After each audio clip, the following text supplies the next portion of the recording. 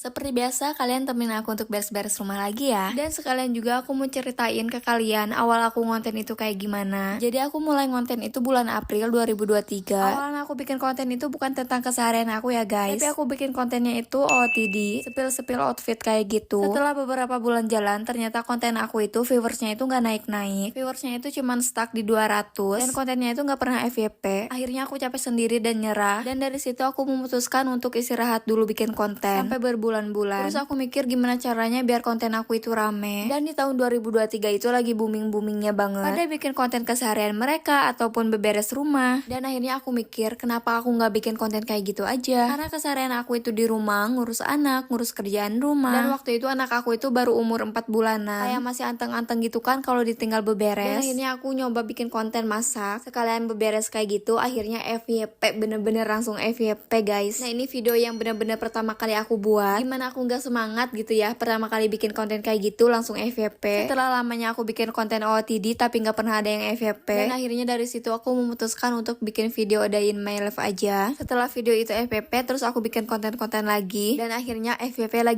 lagi dan bikin aku tambah semangat lagi. Dan alhamdulillah keterusan sampai sekarang aku bikin konten. Setelah banyak pelajaran yang aku lewatin. Emang gak segampang yang dilihat gitu ya guys kalau bikin konten. Yang pertama pasti ngerasa nggak pede. Terus yang kedua ada rasa males buat ngonten. Dan ya pastinya males banget buat ngeditnya kan. Tapi alhamdulillah aku bisa ngelewatin masa-masa kayak gitu. Walaupun sampai sekarang aku belum bisa konsisten banget buat bikin konten. Tapi alhamdulillahnya kalau misalkan kita udah nerima hasilnya, itu yang pasti bikin semangat lagi. Pokoknya buat kalian yang baru mulai mau bikin konten, intinya satu aja sih, jangan males. Dan aku yakin kalian pasti bisa. Mulai sekarang kalian mikirnya gini aja deh. Orang lain aja bisa, masa kalian gak bisa?